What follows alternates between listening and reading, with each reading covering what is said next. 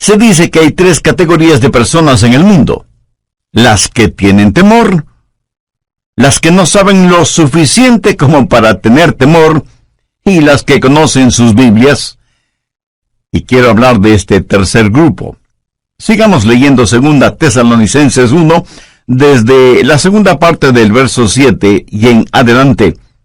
Cuando se manifieste el Señor Jesús desde el cielo con los ángeles de su poder, en llama de fuego, para dar retribución a los que no conocieron a Dios, ni obedecen el Evangelio de nuestro Señor Jesucristo, los cuales sufrirán pena de eterna perdición, excluidos de la presencia del Señor y de la gloria de su poder, cuando venga en aquel día para ser glorificado en sus santos, y ser admirado en todos los que creyeron, por cuanto nuestro testimonio ha sido creído entre vosotros. Mi amigo, esta porción bíblica está saturada de increíbles verdades. ¿Cuál es la esperanza del mundo? No es la política, ni el gobierno, ni la ciencia, ni la educación, ni siquiera la religión. Con todo mi corazón creo que la única esperanza para este mundo es la segunda venida del Señor Jesucristo. ¡Qué glorioso será el día de su segunda venida, cuando será coronado como Rey de Reyes y Señor de Señores! En la actualidad su señorío está encubierto. Más bien, yo diría que está siendo ignorado. Cuando Él vino la primera vez, vino como el humilde Nazareno. Cuando venga por segunda vez, vendrá como Rey, como Señor, y vendrá para ser glorificado y admirado por sus santos. Aquel que fue despreciado, ridiculizado, golpeado, flagelado, coronado con espinas, clavado en una cruz y enterrado en una tumba ajena, es el que vendrá por segunda vez. Y aunque su segunda venida será horrorosa para sus enemigos, será un día de gloria para sus hijos y sus hijas. Los santos de todas las edades, al pensar en su segunda venida, no dejaron de orar: ven pronto, Señor Jesús. En el verso 7 leemos: cuando se manifieste el Señor Jesucristo. Note que el apóstol no dice si es que, sino que dice ¿cuándo? No como pregunta, sino como confirmación. Ahora, ¿cuándo será eso? Jesús regresará en el momento preciso. La Biblia dice que Jesús vino la primera vez en el cumplimiento del tiempo. Ni un minuto antes ni un minuto después. De la misma manera, su segunda venida será a tiempo. Busque Malaquías 4:2. Mas a vosotros los que teméis mi nombre, nacerá el sol de justicia, y en sus alas traerá salvación. Déjeme decirle algo acerca de este sol de justicia. Usted no puede ni acelerar ni detener la salida del sol, ¿verdad? Pues así será la segunda venida del Señor. No podemos ni acelerarla ni detenerla, pero un día Él vendrá nuevamente. Abrirá la cortina de la mañana y alumbrará al mundo con la adorada luz de su segunda venida. Piense conmigo en lo maravilloso de esa mañana. Mire el verso 10 de 2 Tesalonicenses 1. Cuando venga en aquel día para ser glorificado en sus santos. La palabra glorificado en el original griego conlleva la idea de admiración, de asombro. Piense en lo que vamos a ver que causará nuestra admiración, nuestro asombro. Vamos a ver la realidad de su amor transformador. Aquellos que fueron necios y odiaron a Dios serán conquistados por su soberano amor. Aquellos que fueron ciegos espirituales, sus ojos serán abiertos al glorioso esplendor del Evangelio del Señor Jesucristo. Los que estaban esclavizados por los demonios de la lujuria sexual, o el licor, o las drogas, o lo que sea, serán liberados y justificados. Veremos a todos los santos de Dios resucitar con cuerpos glorificados. Cuerpos como el del Señor Jesús. Y lo veremos como rey, como profeta, como sacerdote, y no habrá vestigio de pecado en nosotros. De todas estas cosas nos admiraremos y asombraremos cuando Jesús venga por segunda vez. Pero no solo nos maravillaremos de su amor transformador, sino que también de su gracia salvadora. Pablo les dice a los tesalonicenses: cuando vengan aquel día para ser glorificado en sus santos y ser admirado en todos los que creyeron. ¿Qué es lo que nos capacita para ser arrebatados y transformados de esta manera?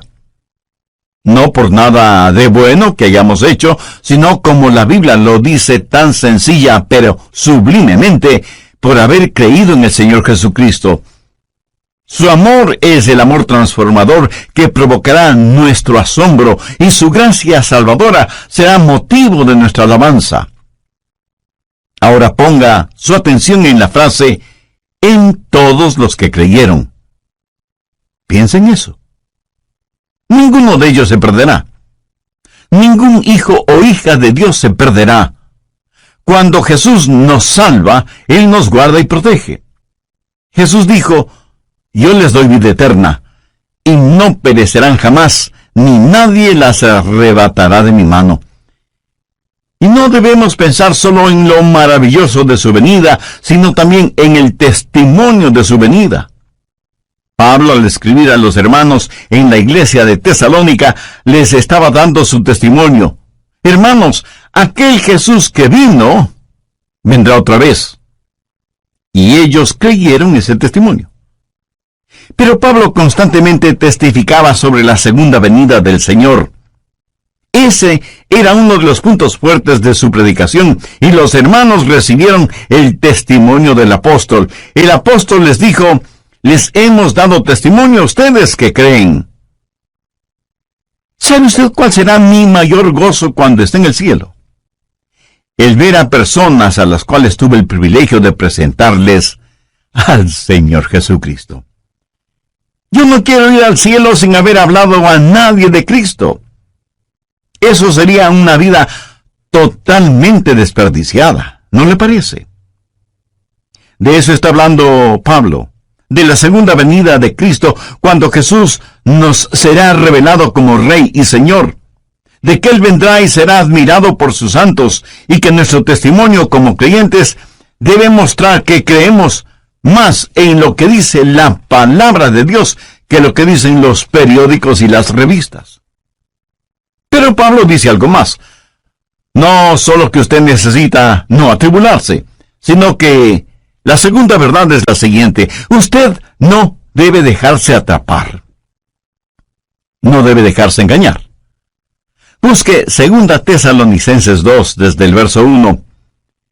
Pero con respecto a la venida de nuestro Señor Jesucristo y nuestra reunión con Él, os rogamos, hermanos, que no os dejéis mover fácilmente de vuestro modo de pensar, ni os conturbéis ni por espíritu, ni por palabra, ni por carta como si fuera nuestra, en el sentido de que el día del Señor está cerca. Nadie os engañe en ninguna manera. Ahora, lo que sucedía en la iglesia de Tesalónica es que había una diabólica decepción.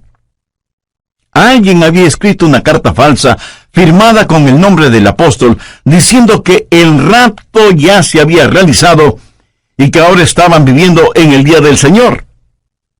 Y el día del Señor significa tribulación. Y estos hermanos estaban sufriendo porque creían que el rapto ya había sucedido y que ellos habían sido dejados. Por eso el apóstol está desenmascarando esa diabólica mentira y les pide que no se dejen engañar. Hay cualquier cantidad de engañadores y charlatanes espirituales, cualquier cantidad de autoproclamados apóstoles, profetas y maestros que engañan a muchos en nuestros días. Y esa es la razón por la que estamos estudiando profecía bíblica. Pablo les dice a los hermanos: confiad en lo que os decimos. No se atribulen, no se dejen atrapar, no se dejen engañar, no se dejen engañar por nadie de ninguna manera. Y comienza a decir lo que va a suceder para que lo sepamos. ¿Y qué es lo que debemos esperar? Mire desde el verso 3. Nadie os engañe de ninguna manera, porque no vendrá sin que antes venga la apostasía, y se manifieste el hombre de pecado, el hijo de perdición, el cual se opone y se levanta contra todo lo que se llama Dios o es objeto de culto, tanto que se sienta en el templo de Dios como Dios, haciéndose pasar por Dios. ¿No os acordáis que cuando yo estaba todavía con vosotros, os decía esto? Aquí Pablo comienza a hablar de la venida del anticristo, llamado también la bestia, el hombre de pecado, el malvado, el hijo de perdición, y el juicio de Dios viene sobre él. Y Pablo dice que para que el día del Señor se haga realidad, primero tiene que darse la apostasía, y luego vendrá el anticristo, a quien el apóstol lo llama el hombre de pecado. ¿Hay o habrá un hombre tan depravado que la Biblia lo identifica como el hombre de pecado? Actualmente estamos viendo cuán lejos ha ido la raza humana. Comenzó con el pecado del hombre y terminará con el hombre de pecado. Este hombre será la esencia misma del mal, la encarnación de la maldad, la perversidad en forma humana. Será el diablo luciendo ropaje humano. En Apocalipsis 13 se lo identifica como la bestia, que vendrá pretendiendo ser el Cristo, pero solo será un Cristo falsificado. Jesús dijo: el que me ha visto a mí, ha visto al Padre. Cuando el anticristo, la bestia, el hijo de perdición, el hombre de pecado, venga, dirá igualmente: el que me ha visto a mí, ha visto a mi Padre, porque será la encarnación de Satanás. ¿Y qué es lo que él va a hacer? Mire el verso 4. Se opone y se levanta contra todo lo que se llama Dios o es objeto de culto, tanto que se sienta en el templo de Dios como Dios, haciéndose pasar por Dios. La suprema ambición del diablo es el ser adorado. Mire lo que él dijo en Isaías 14:14. Y seré semejante al Altísimo. ¿Lo ve? Satanás quiere recibir adoración. Por eso se opone a Dios y a todo lo que tiene que ver con Dios, y hasta llegará a sentarse en el templo como si fuera Dios. De paso, quiero decir que esto revela que el templo de Jerusalén será reconstruido. La Biblia enseña que vendrá un tiempo de apostasía, de desviarse completamente de la palabra de Dios, y que durante ese tiempo el hombre de pecado, la bestia, el anticristo, será revelado. Por eso Pablo dice en 2 Tesalonicenses 2:3, nadie os engañe en ninguna manera, porque no vendrá sin que antes venga la apostasía y se manifieste el hombre de pecado, el hijo de perdición. Aquí la palabra manifieste literalmente significa que va a ser expuesto, se va a quitar el velo o cortina que lo oculta. Ahora, si el rapto está cercano, eso quiere decir que el anticristo está ya vivo y presente en algún lugar de nuestro planeta Tierra, y está esperando el momento oportuno para darse a conocer, para quitarse el disfraz. El apóstol Pablo dice claramente que ya está en nuestro mundo el espíritu del anticristo.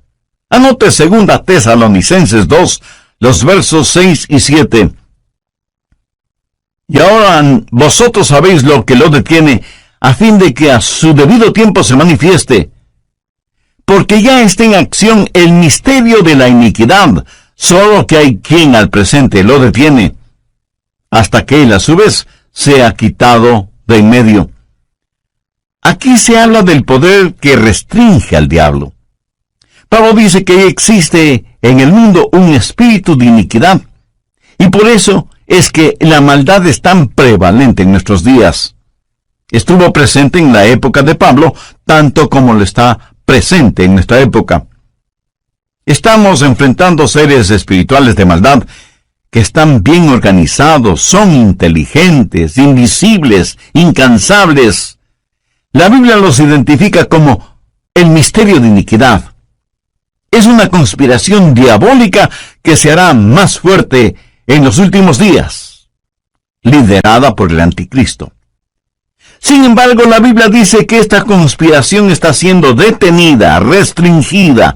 Mire nuevamente el verso 7, porque ya está en acción el misterio de la iniquidad, solo que hay quien al presente lo detiene, hasta que él a su vez sea quitado del medio. ¿Quién es el que restringe a Satanás? Verá, Satanás no puede hacer todo lo que hoy quiere hacer, pero que un día sí lo hará. Hay alguien que detiene a ese anticristo, a este superhombre de Satanás, para que no haga todo lo que quisiera hacer este mismo momento. ¿Quién tiene ese poder para restringir las actividades de Satanás? Es el Espíritu Santo, cuyo ministerio es el ayudar a los santos. Pero no solo eso, sino que también debe restringir a Satanás. Así que el ministerio del Espíritu Santo es doble: ayudar a los santos y restringir la obra del diablo. Cuando el rapto se haga una realidad y los creyentes sean arrebatados para encontrarse con el Señor Jesús en el aire, el Espíritu Santo que vive en nosotros será quitado del camino. Verá, la genuina iglesia cristiana ahora mismo, llena del Espíritu Santo, es el gran obstáculo en la supercarretera de Satanás. Al diablo le encantaría ver desaparecer la iglesia. El diablo quisiera detener la difusión de mensajes como este que le estoy entregando ahora mismo. Satanás estaría feliz si nosotros, hijos e hijas de Dios, juntamente con nuestras oraciones y el Espíritu Santo, no estuviéramos en su camino, porque le somos un impedimento para sus planes. La iglesia, llena del Espíritu Santo, es la fuerza que restringe la obra de Satanás en el mundo. Y si usted cree con toda razón que hay extrema maldad en el mundo, imagínese lo que sería y lo que será cuando el Espíritu Santo y la iglesia sean quitados del mundo. ¿Está usted lleno del Espíritu Santo? Lo estará si tiene a Cristo en su vida. En el programa anterior vimos 2 de 3 extraordinarias verdades que encontramos en 2 Tesalonicenses 1, los versos del 7 al 10. Primera, usted no necesita estar atribulado. Segunda, usted no debe dejarse engañar o atrapar. Bien, prosigamos con nuestro estudio. Uno de estos días, en un abrir y cerrar de ojos, en un parpadeo, seremos arrebatados. Y cuando eso suceda, será el día de fiesta en el infierno. ¿Por qué? Pues porque ya no habrá restricciones para Satanás. ¿Qué es la iglesia? La iglesia es sal y luz. ¿Qué es lo que hace la sal? Bueno, hace varias cosas: purifica, conserva, descontamina, pero también pica, quema e irrita. Somos la sal de la tierra, y cuando la sal sea quitada, comenzará el proceso de purificación. También somos la luz del mundo. Cuando esa luz sea quitada, las tinieblas cubrirán el mundo. Y cuando el Espíritu Santo que mora en cada creyente, que forma el cuerpo de Cristo, que es la iglesia, sea quitado, en ese momento habrá fiesta en el infierno, porque ya no habrá quien restrinja sus actividades. De todas maneras, y por lo general, los incrédulos no tienen ninguna simpatía por nosotros, los creyentes. Piensan que somos raros, necios, testarudos. Piensan que impedimos el avance del progreso, que actuamos a la antigua frente a los avances de la sociedad moderna, que defendemos reglas éticas, morales y espirituales que ya son obsoletas, y así por el estilo. Por eso los incrédulos no tienen ninguna simpatía por nosotros, los creyentes en el Señor Jesucristo. Pero uno de estos días abandonaremos este planeta. Ya no estaremos aquí. Uno de estos días el Espíritu Santo dejará de ejercitar su poder para restringir, y entonces nada impedirá que el turbulento diluvio de la maldad cubra toda la tierra. Ese es el tiempo que la Biblia lo identifica como la gran tribulación. Pablo les dijo a los tesalonicenses que no deben sentirse atribulados, que confíen en sus enseñanzas y que el día del Señor estaba cerca. Pero también les pidió que no se dejen engañar con cartas falsas o por charlatanes que mentían acerca de la segunda venida del Señor, y que el tiempo de la tribulación todavía no había llegado. La tribulación tendrá lugar después del rapto de la iglesia, después de la apostasía, después de que se manifieste el hombre de pecado, el hijo de perdición, el anticristo. Cuando usted entienda lo que el anticristo puede hacer, y lo hará, dará gracias a Dios por el ministerio del Espíritu Santo que restringe la actividad diabólica. El anticristo será el diablo encarnado. Ahora escúcheme atentamente. El anticristo será un gran genio intelectual. Su autoridad será sobrecogedora. Su odio hacia quienes no están con él será extraordinario. Sus técnicas manipuladoras serán incomparables. Los hombres estarán listos a dar la vida por él.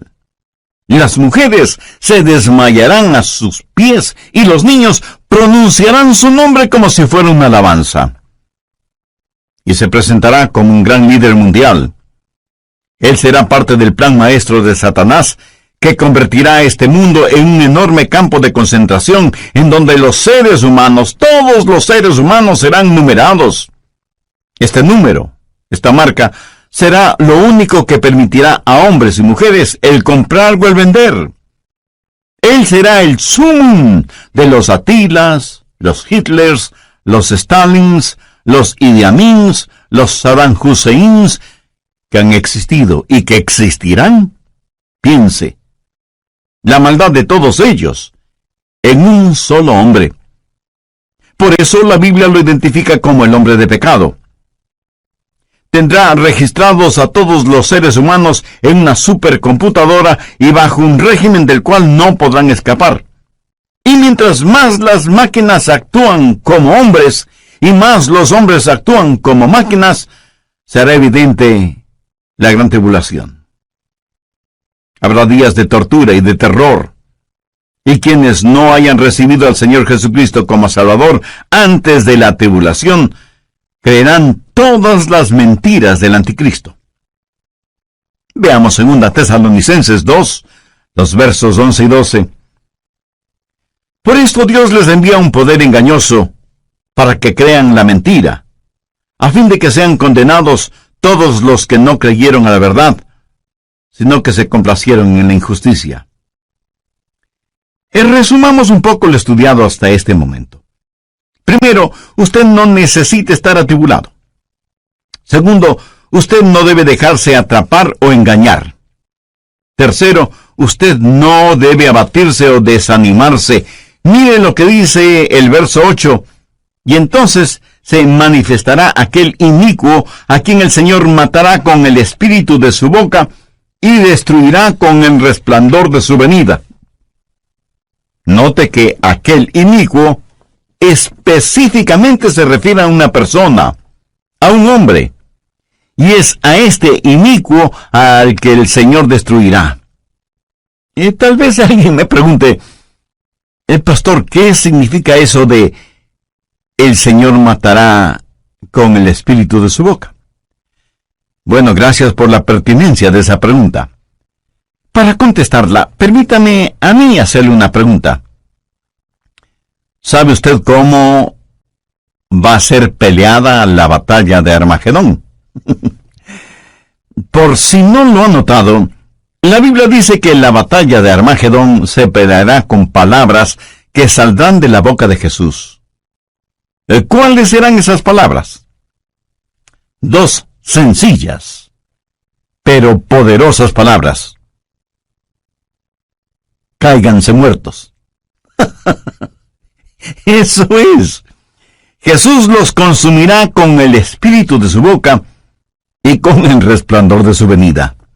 Amigo, amiga, lo que estoy tratando de decir es que usted no necesita estar atribulado, usted no necesita estar atrapado o engañado, usted no necesita ser abatido o desanimado. ¿Por qué? Se lo digo con toda la unción y la emoción de mi alma, porque Jesús vendrá otra vez. Permítame repetirlo hasta que lo entienda muy bien. Jesús vendrá otra vez. También deseo que aprendan lo siguiente. Hay dos aspectos de la segunda venida de Cristo. Y cuando se habla de su segunda venida, literalmente se está hablando de su aparición física y corporal entre los hombres.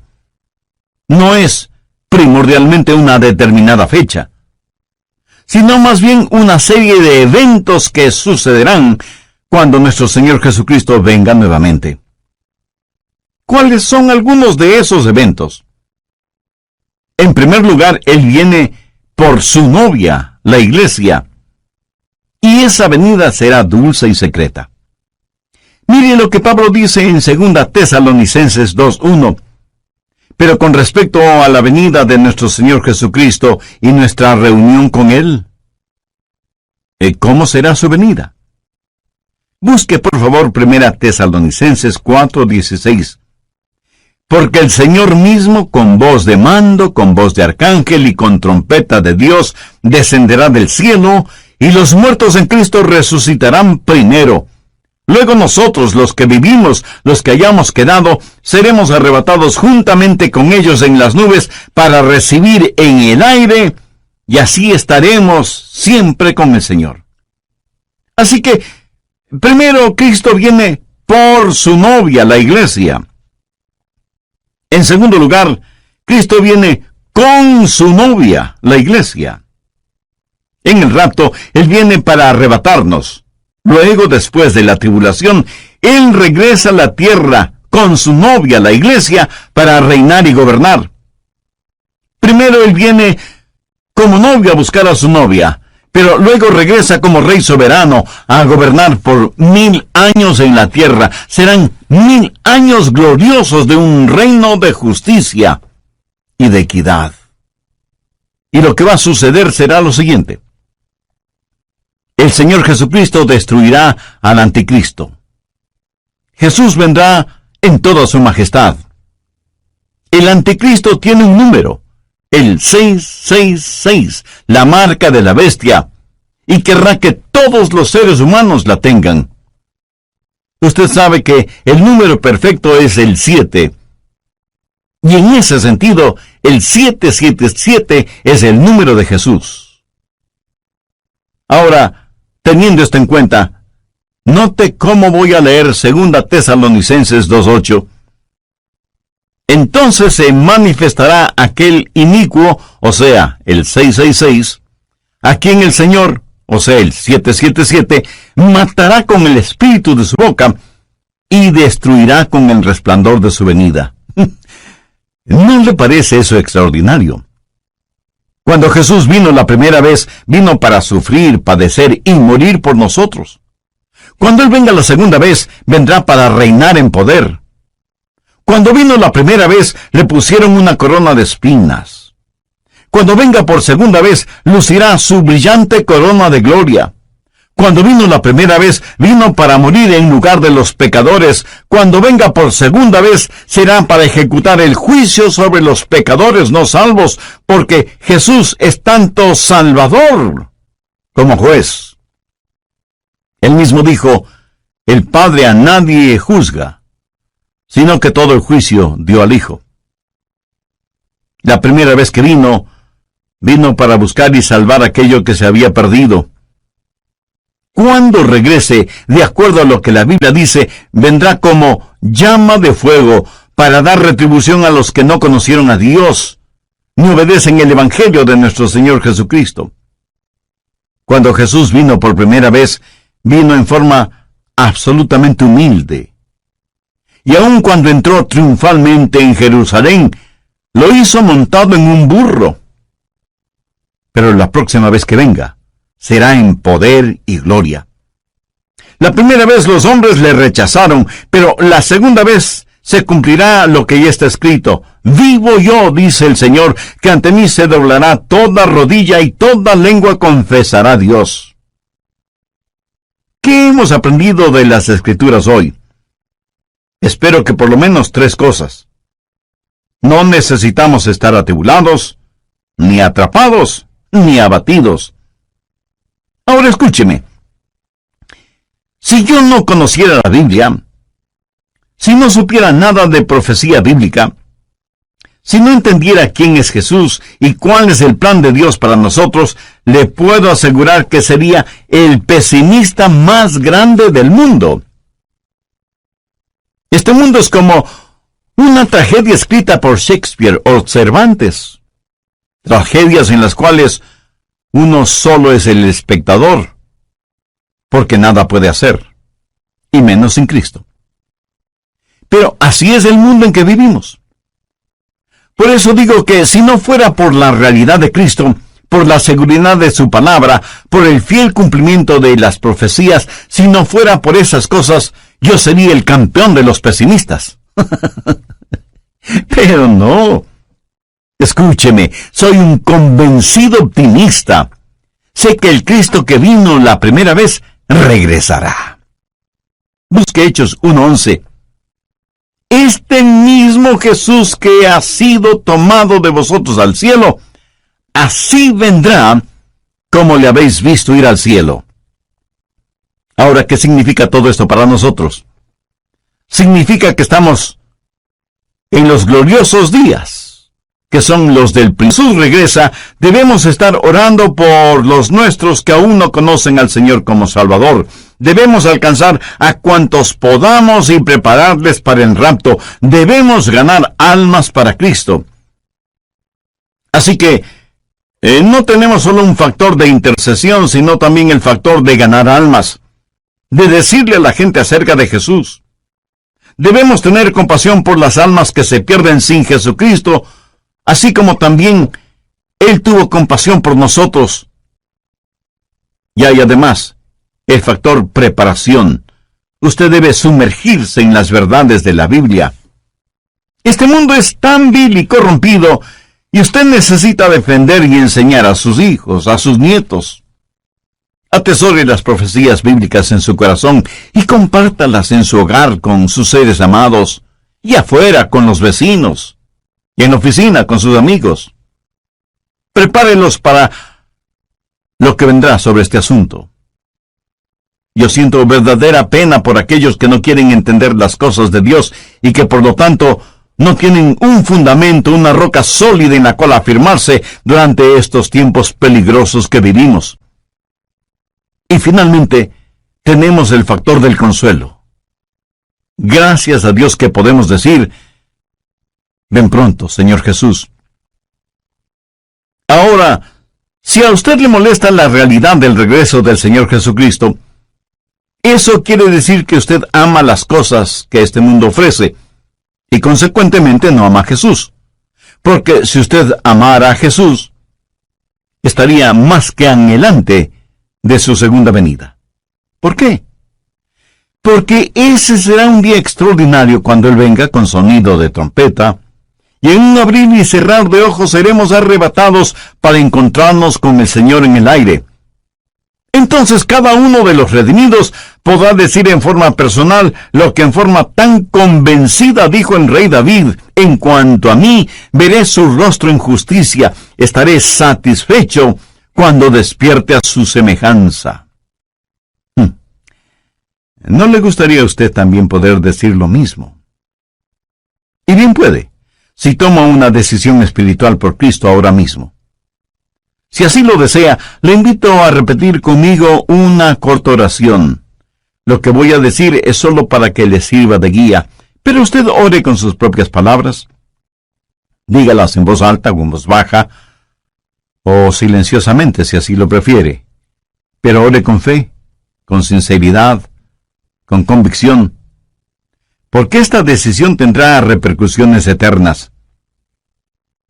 Querido Dios, gracias por este mensaje de tu palabra que he podido escuchar. Confieso que no he pensado mayormente en el regreso de Jesús, pero me doy cuenta que eso se debe a que no tengo a Cristo en mi corazón. Sé que soy pecador, y más que tu juicio, necesito tu gracia y tu misericordia. Señor Jesús, Tú entregaste tu propia vida en la cruz para pagar la culpa de mis pecados.